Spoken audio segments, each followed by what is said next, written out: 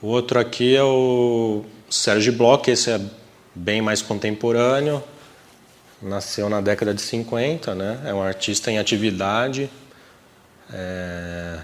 Teve livro infantil lançado pela Kozak Naif.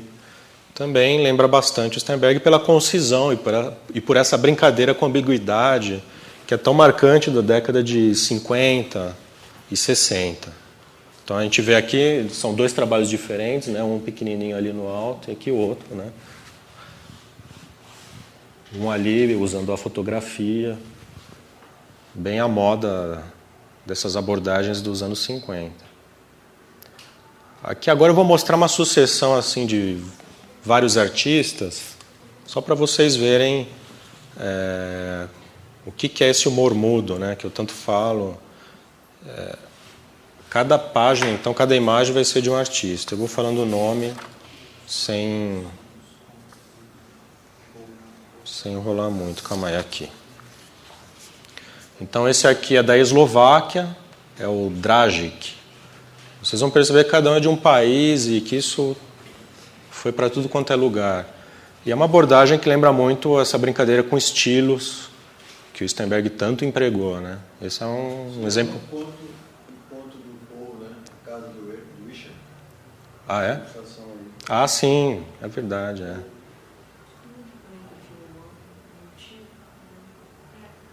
O que é? Um filme chamado Meu Tio. Você...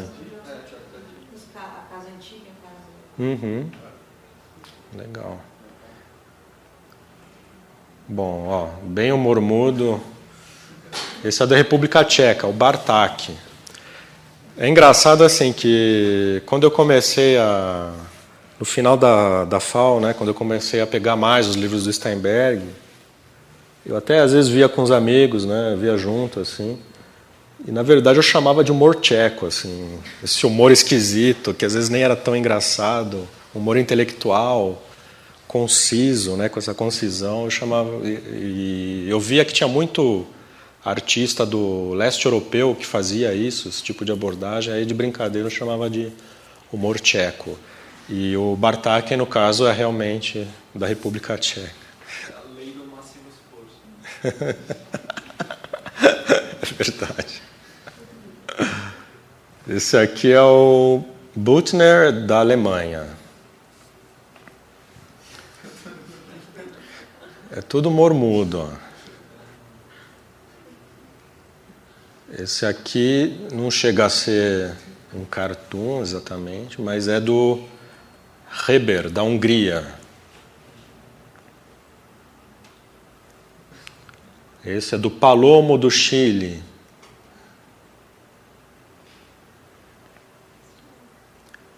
De novo aqui o VIP, né, dos Estados Unidos. Um homenzinho narigudo, bem característico dele. Aqui é o Born, da República Tcheca. De novo da República Tcheca. Esse é o Boris Dimovzi, nossa, da Bulgária.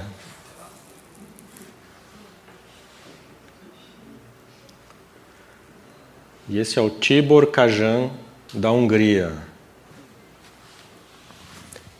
Eu tenho um livrinho bem fajutinho, feio, mal editado, do México, que meu pai trouxe de viagem, deu para mim. É feinho mesmo, assim, ó. Mas ele é muito legal, porque cada página é de um artista, né? Então, todos esses cartoons que eu mostrei agora nessa última leva, eu tirei desse livrinho, ó. E folheando ele assim, você acaba tendo um panorama do humor mudo, assim, que é muito interessante. Eu acho que eu vou passar aí para vocês folhearem. Ele é tão assim fajutinho que eu nem estou tão preocupado, vocês vão maltratar ele.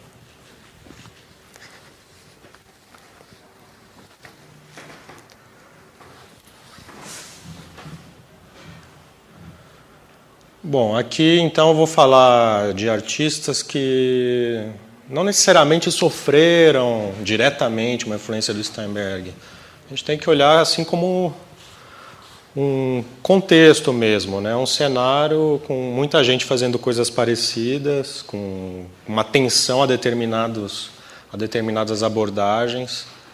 E não, também é bobagem, às vezes a gente fica tão assim preocupado, se foi influenciado ou não foi. Quer dizer, não precisa chegar nesse ponto, né? É legal ver o que estava acontecendo naquela época. Então aqui é um dos grandes artistas também, eu acho que muito importante mesmo, como Steinberg, o André François, também é da Romênia, né? O que será que acontece com a Romênia aí que gerou o Steinberg e o André François, né? E aí cada um foi para um canto, né? O André François foi para a França e o Steinberg foi para os Estados Unidos. E o André François, no começo de carreira, tinha um estilo, vamos dizer assim, entre aspas, steinbergiano, né? Com bastante síntese também. Eu tenho esse livro, por exemplo, que chama do Marinheiro Tatuado, né? De que ano que é? É do começo do... Isso, é de 53. E são só cartoons com essa abordagem, assim, sintéticos, mudos. Agora, o traço é diferente, né? Um traço um pouco menos assim elegante, como o do Steinberg. E o tipo de humor é um humor também mais corrosivo, mais... Na verdade, ele também influenciou parte do pessoal do Pasquim. Eu acho que o Jaguar, por exemplo, eu diria que foi influenciado também pelo André François. E aí o André François foi para caminhos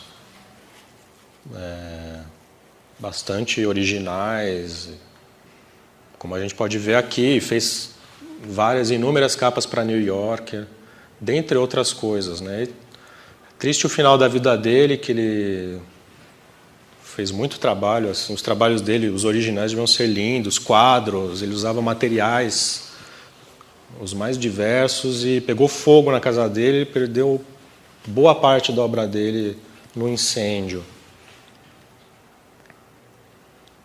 Aqui então mais um desenho, um cartoon mudo aí do André François. Aqui é o Ronald Searle, né? Que é da Inglaterra. E aqui ele fala da linha, e, né, pegando a linha para dar uma passeada. E a gente vai ver que a linha, ele tem uma linha peculiar, que não é também essa linha de calígrafo do Steinberg, é uma linha um pouco mais... que recebe outro tipo de tratamento. Eu acho, por exemplo, que esse traço dele é um traço solto, né? Lembra do Negreiros, um cartunista, um ilustrador brasileiro. Aqui é ele prestando uma homenagem ao Steinberg. Então ele fez um bonequinho no estilo do Steinberg ali no canto. E esse então é um trabalho dele.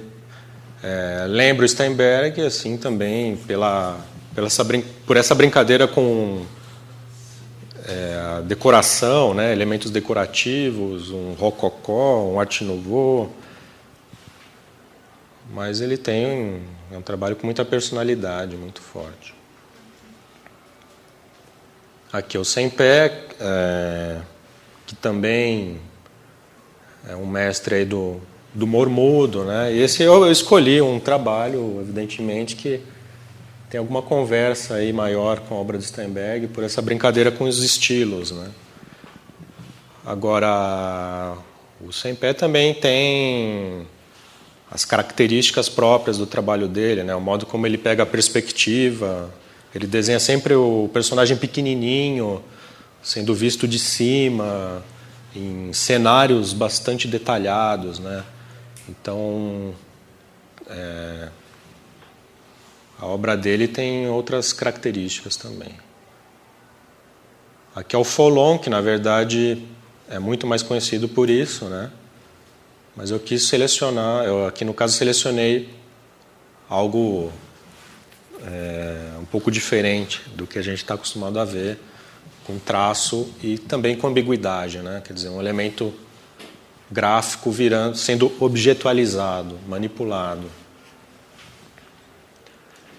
E também no final do curso na FAO eu olhava muito para as obras do Folon, que também são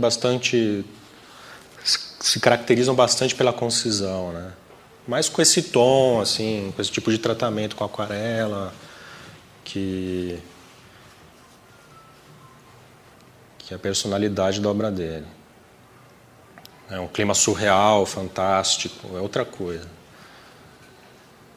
Aqui o Quino, que também fez muito humor mudo, né? Outro argentino, não preciso nem apresentar, todo mundo conhece, pela Mafalda.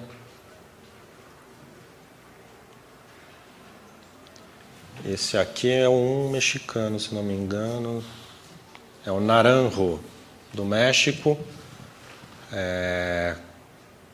Também é não tanto o desenho em si, mas a ideia lembra muito as ideias do Steinberg, né?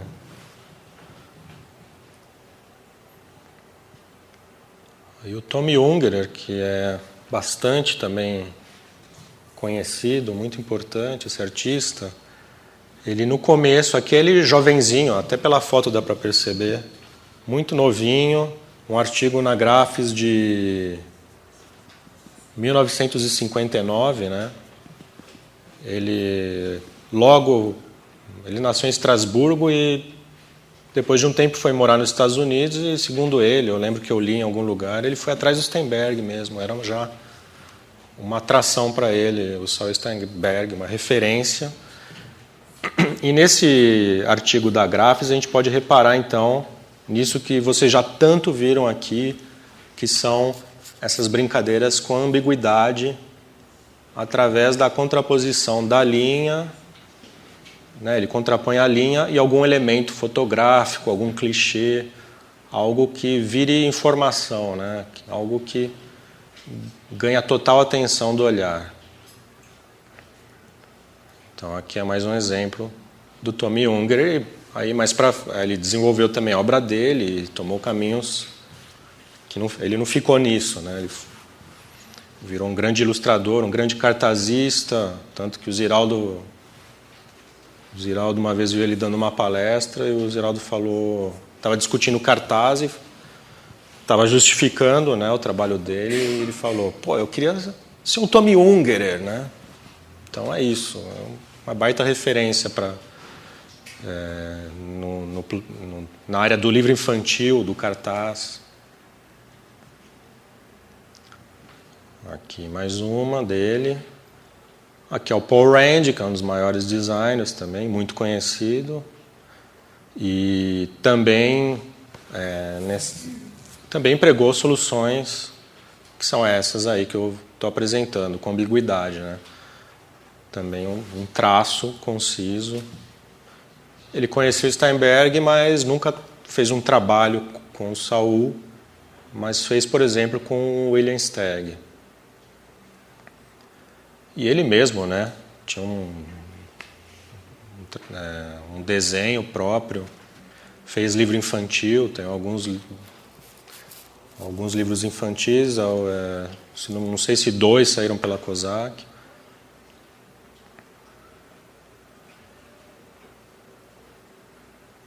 E acho que não dá para falar dessa época sem falar dos cartazistas, vou falar só de um aqui, mas são inúmeros. Os cartazistas europeus que primavam pela síntese também e por essa brincadeira com ambiguidade. Então aqui no caso o Savignac, só para falar de um, falando de todos. O Savignac, ele trabalhou para o Cassandre, né, aquele baita cartazista do Art Deco, e o Cassandre era um mestre ali era um cartazista que queria fazer obras com impacto, né? O cartaz que tem também não tem nada confuso te distraindo, tirando a sua atenção. Havia sempre um foco muito bem definido na composição e uma força muito grande. E o Savignac, tanto o Savignac como o André François também trabalhou para o Cassandre, né, esses dois. E o Savignac, então, desenvolveu o trabalho dele com esse traço mais cartunesco, né? Ele incluiu aí, então, nos cartazes o humor, mas sempre assim, tendo uma ideia e uma ideia concisa, bem resolvida, na composição, uma composição depurada. Né? Você sempre olha, tem sempre um foco muito definido assim, em qualquer cartaz dele. E muitas vezes uma brincadeira com ambiguidade. Aqui, essa grafes, então, aqui já é um outro tipo de influência. Né? Nesse caso aqui, esse artista, o Goffin, recebe a influência do Steinberg, mas é da obra mais tardia, né? Quando ele já está explorando dos modos mais variados as paródias, com as paródias artísticas, com os elementos gráficos de toda a história da arte. E aqui, então, a gente vê uma abordagem mais pop, assim, mais pop art, parece. E aqui eu selecionei esse desenho porque tem um desenho de Steinberg muito parecido, de um coelho dentro de um personagem, né? Então, para mim, uma referência clara aí. E a gente vê os elementos tipográficos objetualizados, né? Ali tem uma mão segurando o número 1. Só que já é um desenho mais, vamos dizer, com mais elementos, né? A gente vinha aqui vendo muitos trabalhos extremamente depurados, com um foco bem definido e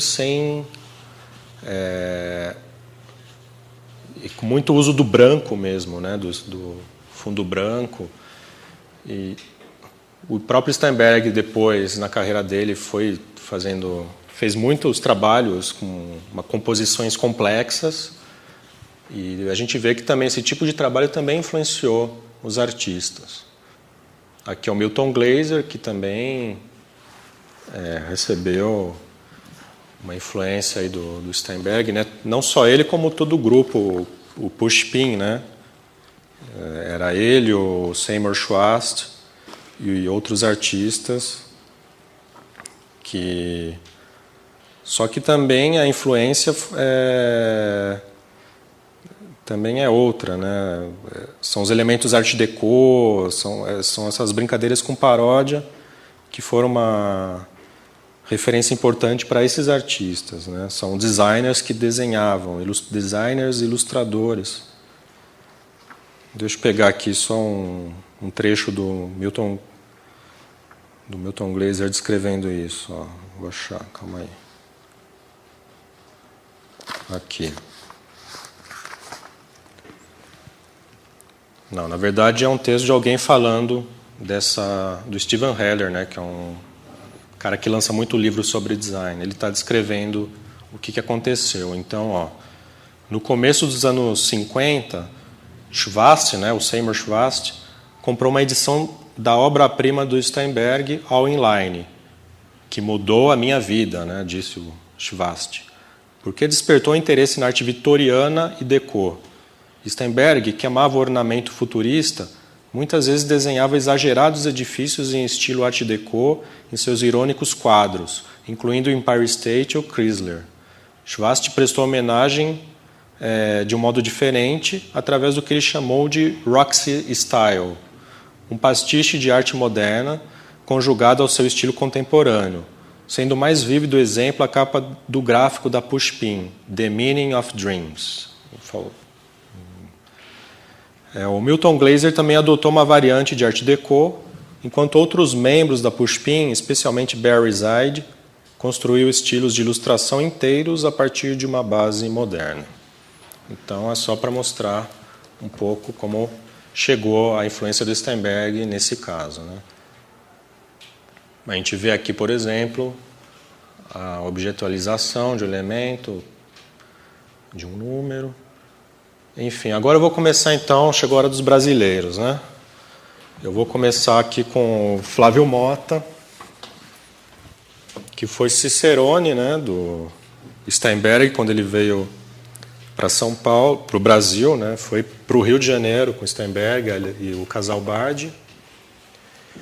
E o Flávio Mota tem um trabalho com desenho que lembra o trabalho do Steinberg, né? Ele admira demais o trabalho do Saul. Tanto que quando eu fui na casa dele foi só para ficar falando do Steinberg, né? Um dia eu visitei o Flávio Mota, a gente ficou o dia inteiro só. E ele adora pesquisar, né? Então aí começa algum ponto da conversa que, vamos pegar o dicionário, começa e vai, não tem fim. Mas assim, aí ele tem, na biblioteca da FAO, acho que os livros dele já estão todos indo para a área de livros raros, né? Aqueles que você não tem que pedir uma permissão ali para olhar e tal, e que recebe uma atenção maior. Então aqui são os livretinhos com desenhos dele. Eles são sintéticos. O que eu acho peculiar assim é que ele dá títulos para os desenhos. Às vezes o título tem tanta importância quanto o desenho, né? Ele acaba criando uma coisa só aí, que é uma relação do desenho com o título. Um humor bem sutil. Então, é isso. E bem, vou começar então a falar do pessoal do Pasquim. Aí no caso, vocês reconhecem de quem é? De quem que é esse desenho? Acertou, então. Do Milor, de 1949, né? Anos 40 ainda, finalzinho. O Milor tinha estreado há pouco tempo na Cruzeiro como Van Gogh, ali em 1945, né? Uma sessão que chamava o Pif Paf. Depois, isso deu nome para aquele jornalzinho, aquela revista, enfim, aquela publicação Pif Paf, né? No Cruzeiro. Com o Péricles, inclusive, o do Amigo da Onça, né? Eles faziam juntos, ali naquele comecinho. E só para relembrar, em 55 é que ele levou um prêmio em Buenos Aires, junto com Steinberg. Os dois pegaram o primeiro lugar e foram receber um prêmio de caricatura. Era a Exposição Internacional do Museu da Caricatura de Buenos Aires.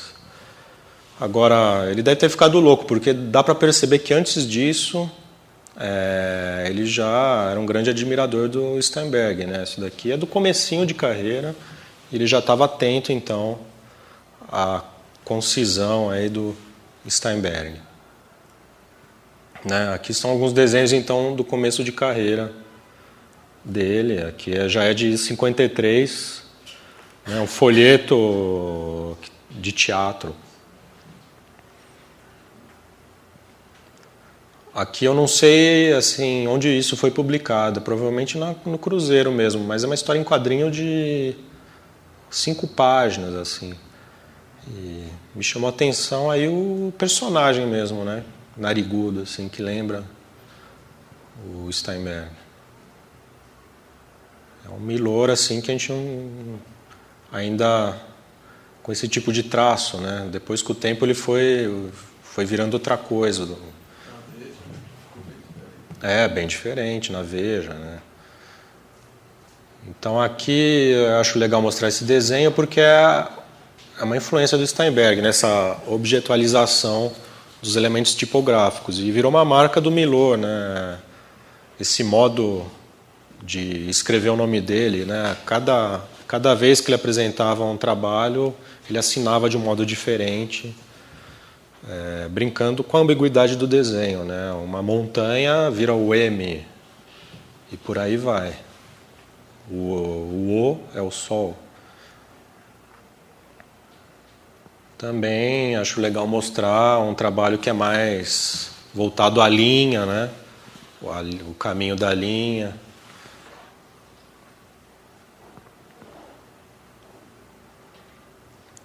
E essa inteligência em saber onde botar a cor, né? As escolhas, essa capacidade de síntese, de saber brincar com esse tipo de contraste. Isso daqui já é, né, é de 79, quer dizer, já é um Milor de outros tempos. Tem uma crítica legal na arte abstrata. Sim, exato. Uma brincadeira aí com a arte abstrata, né? O cara está mais atento a outras coisas. E o Milor, eu acho que ele tem uma influência do grupo Cobra, assim, aquele tipo de, quer dizer,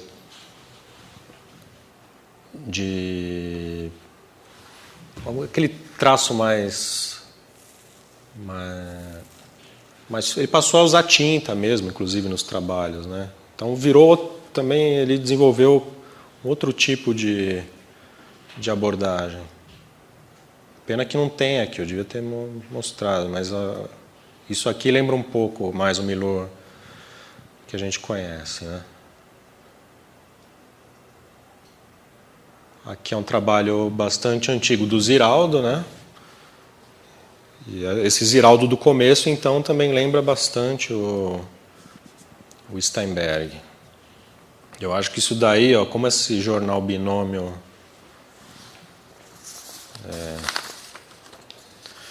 ele começou na década de 50, então muito provavelmente isso daí é do comecinho dos anos 50 mesmo. E a gente vê então um personagem narigudo, vê esse humor mudo, já logo de cara. Isso daqui é também do Ziraldo, acho legal mostrar a estilização aí de toda essa parafernália que ele desenhou, que lembra um pouco o Steinberg, lembra também um pouco o Klee, né?